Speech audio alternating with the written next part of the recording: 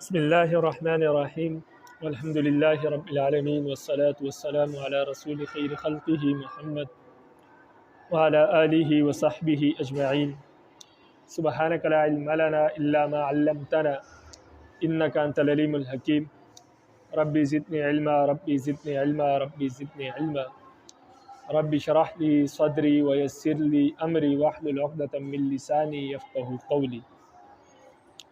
فی ظلال القرآن قرآن مجید کی 5ویں اور آخری تفسیر کا ذکر کر رہے ہیں صاحب کتاب۔ فی ظلال القرآن وہ تفسیر ہے جو تفسیر بالرائے اور تفسیر بالماسور کا مجموعہ ہے۔ تو اس کا ذکر اس لیے کیا تاکہ آپ کو معلوم ہو جائے کہ تفسیر بالرائے اور تفسیر بالماسور کا مجموعہ بعض تفاسیر ایسی بھی ہے جو اس میں تفسیر بالرائے اور تفسیر بالماسور دونوں موجود ہے، اور ان کتابوں اور ان تفاسیر کا طرز تحریر کیا ہے وہ آپ کو معلوم ہو جائے۔ تو فرماتے ہیں للکتاب الاسلامی الکبیر، سید قطب رحمہ اللہ فرماتے ہیں کہ یہ اسلام کی بہت بڑی کتاب ہے، بہت بڑی اور عمدہ تفسیر ہے جو کہ سید قطب رحمہ اللہ نے لکھی ہے، جن کی پیدائش جو ہے 1906 عیسوی میں ہوئی اور 1966 کو ان کی وفات ہوئی۔ انہو لون جدید من التفسیر ومنہج فرید جمع بین المنقول والمعقول باسلوب شائق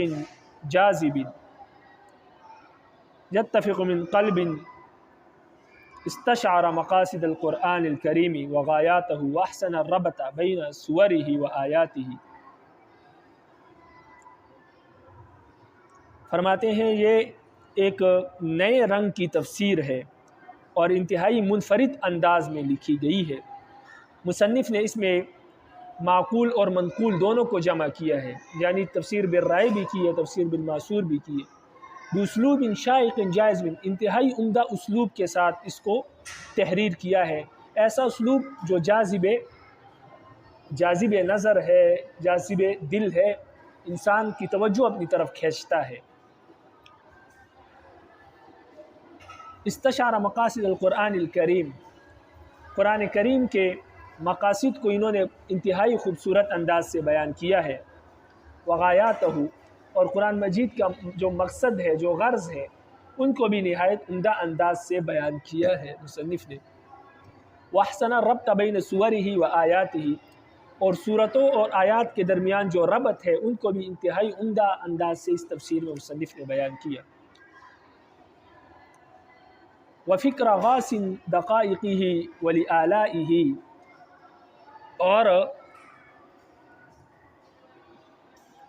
انتہائی دقیق اور باریک بینی سے قرآن مجید کے نکات کو اور رب العالمین کے انعامات کو بیان کیا ہے۔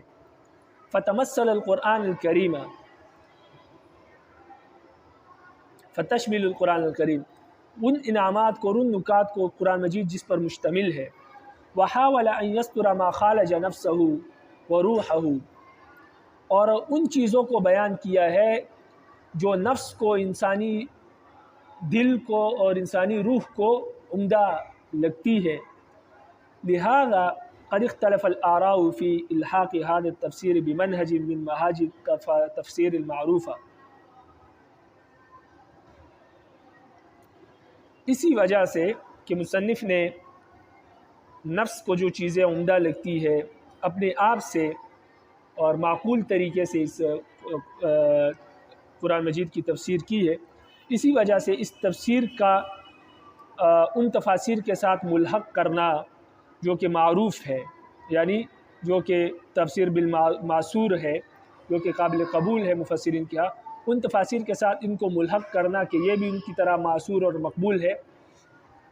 اس میں علماء نے مختلف آراء پیش کی ہے، بعض علماء کے ہاں یہ تفسیر بالماسور میں داخل ہے، مقبول ہے، اس کا پڑھنا درست ہے، اور بعض علماء نے اس کو تفسیر بالماسور میں شامل نہیں کیا ہے، قبول نہیں کیا۔ وقد ذکر سید قطب رحمہ اللہ فی مقدمۃ ما يدل علی هذا، اور سید قطب رحمہ نے اپنے مقدمے میں یہ بات لکھی ہے جو اسی پر دلالت کرتی ہے، یعنی علماء کی جو مختلف آراء ہے، ان مختلف آراء پر انہوں نے اپنی تفسیر میں ایک تحریر لکھی ہے کہ جو اسی پر دلالت کرتی ہے کہ اس تفسیر کو پڑھنے والے کی رائے ایک نہیں ہو سکتی۔ اس تفسیر کے ایک حصے کو پڑھ کر اس کی رائے الگ ہوگی، دوسرے حصے کو پڑھ کر رائے الگ ہوگی۔ تو مفسرین نے اور علماء نے ایک حصے کو دیکھا تو انہوں کی رائے، جن لوگوں نے ایک حصے کو مد نظر رکھا ان کی رائے مختلف ہے، جنہوں نے دوسرے حصے کو مد نظر رکھا ان کی رائے مختلف ہے۔ وہ سید قطب رحمہ اللہ نے کیا تحریر پیش کی ہے، کیا تحریر لکھی ہے جو اس بات پر دلالت کرتی ہے، وہ یہ تحریر ہے۔ فرماتے ہیں اپنی تفسیر میں کے مقدمے میں، فرماتے ہیں وَبَعْدُ فَقَدْ يَرَى فَرِيقٌ مَّنْ قَرَأَ هَذَا الزِّلَالَ أَنَّهَا لَوْنٌ مِّن تَفْسِيرِ الْقُرْآنِ۔ فرماتے ہیں حمد و ثنا کے بعد اس تفسیر یعنی ظلال القرآن کو پڑھنے والا شخص، اس تفسیر القرآن ظلال القرآن کو پڑھنے والے لوگوں میں سے ایک فریق، ایک گروہ کا یہ خیال ہوگا کہ یہ تفسیر کی مختلف اور جدید قسم ہے، مختلف رنگ ہے اس میں تفسیر کے۔ وقد یرا فریق آخر انها غرض للمبادئ العامة للاسلام، اور دوسرا فریق یہ سمجھے گا کہ اس میں اسلام کے مبادئ عام لوگوں کے لیے بیان ہوئے، اسلام کی جو بنیادی چیزیں ہیں وہ بیان ہوئی ہے۔ کما جاء بالقرآن، جس کے لیے قرآن مجید نازل ہوا ہے، جن مبادئ، جن اصولوں کے لیے قرآن مجید نازل ہوا ہے، مصنف نے اس تفسیر میں وہ مبادئ اور وہ اصول بیان کیے ہیں۔ بعضوں کا خیال یہ ہوگا۔ وقد یرا فریق ثالث، اور تیسرا فریق جو اس کو پڑھنے والا ہوگا اس کا خیال یہ ہوگا کأنها محاولة لشرح ذلك الدستور الالہی فی الحیاة والمجتمع وبیان الحکمت فی ذلك الدستور۔ تیسرے فریق کا یہ خیال ہوگا کہ یہ قانون الہی کی تشریح ہے، وہ قانون الہی جو انسان کی زندگی، انفرادی اور اجتماعی زندگی کے لیے رب العالمین نے نازل کیا، اور اس قانون کے حکمت کا بیان ہے اس تفسیر میں۔ تو بعض یہ سمجھیں گے یعنی اس تفسیر کو پڑھنے والوں کی فکر ایک نہیں رہ سکتی، کیونکہ اس تفسیر میں مختلف رنگ مصنف نے بھرے ہیں، تو اس وجہ سے اس نے خود بھی یہ کہا کہ اس کو پڑھنے والے کی رائے ایک نہیں رہے گی،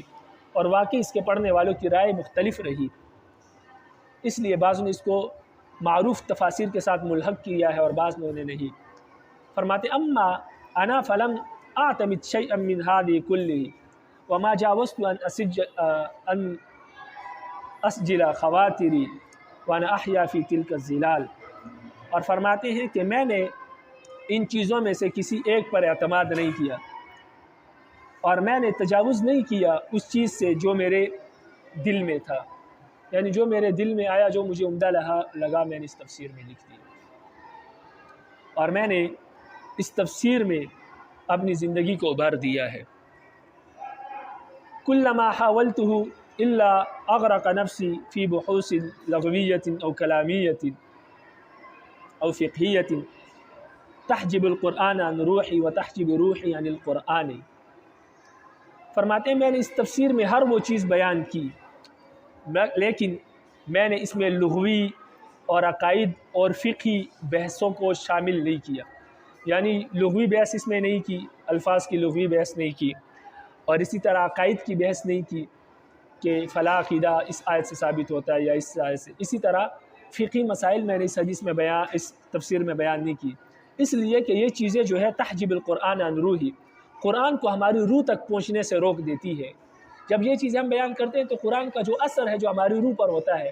وہ اثر پھر قرآن کا ہماری روح پر نہیں ہوتا۔ وتحجب روح یعنی القرآن، اور ہماری روح کو قرآن تک پہنچنے سے روک دیتی ہے، یعنی ہماری روح قرآن تک نہیں پہنچ پاتی اور قرآن ہماری روح تک نہیں پہنچ پاتا ان چیزوں کی وجہ سے، اس لیے میں نے یہ چیزیں تفسیر میں بیان نہیں کی۔ وما استردت الى غیر ما یوحیہ نص القرآن ذاتہ من خاطرۃ روحیۃ او اجتماعیۃ او انسانیۃ وما احمل القرآن بهذه ایحاءات۔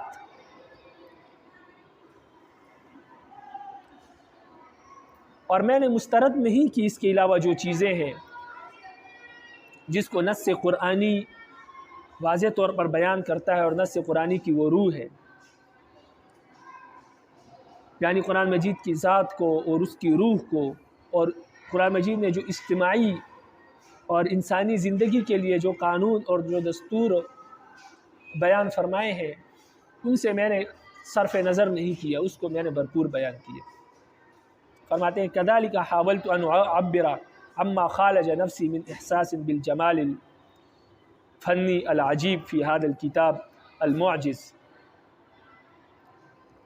ومن شعور بالتناسق فی التعبیر والتصویر۔ فرماتے ہیں اسی طرح میں نے ہر وہ چیز اس میں بیان کی جو ہمارے نفس کو عمدہ لگتی ہے، جو جمال پیدا کرتی ہے کلام میں، اور انسانی تفنن طبع سے جو تعلق رکھتی ہے وہ چیزیں میں نے بیان کی، جو کہ اس کتاب میں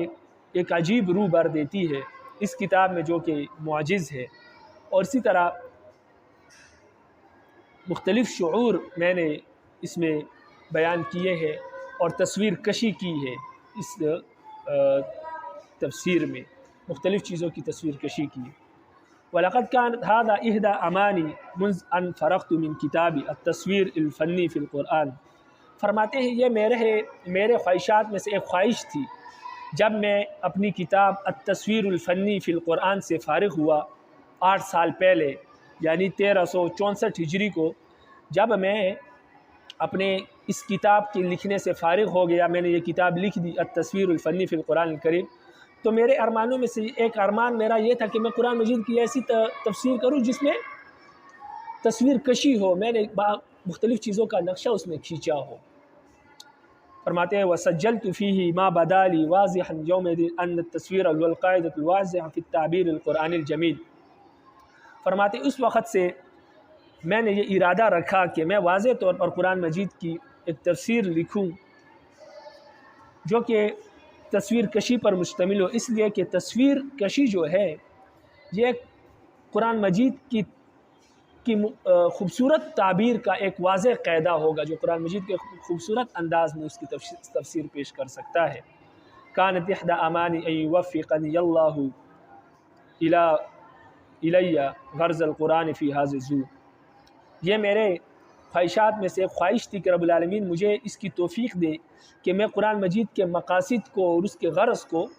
ایک اس صورت میں پیش کروں کہ دیکھنے والوں کو ایک تصویر کشی اس میں نظر آئے، ایک منظر کشی معلوم ہو قرآن کے مقاصد کی اور آیات کی۔ ثم قمت هذه الرعبة او توارت حتى ظهر مرة أخرى في هذه الظلال۔ فرماتے ہیں پھر یہ رغبت کم ہو گئی یا چھپ ہو گئی،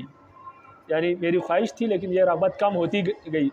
یہاں تک کہ بالآخر دوسری مرتبہ جب یہ خواہش ابھری تو پھر ظلال القرآن کی صورت میں رب العالمین نے میری اس خواہش کو پورا کیا اور میں نے فی ظلال القرآن کے نام سے یہ تفسیر لکھ ڈالی۔ یہ کچھ پڑھا سنا رب العالمین اس کی سمجھ نصیب فرمائے اور عمل کی توفیق نصیب فرمائے۔ وما علینا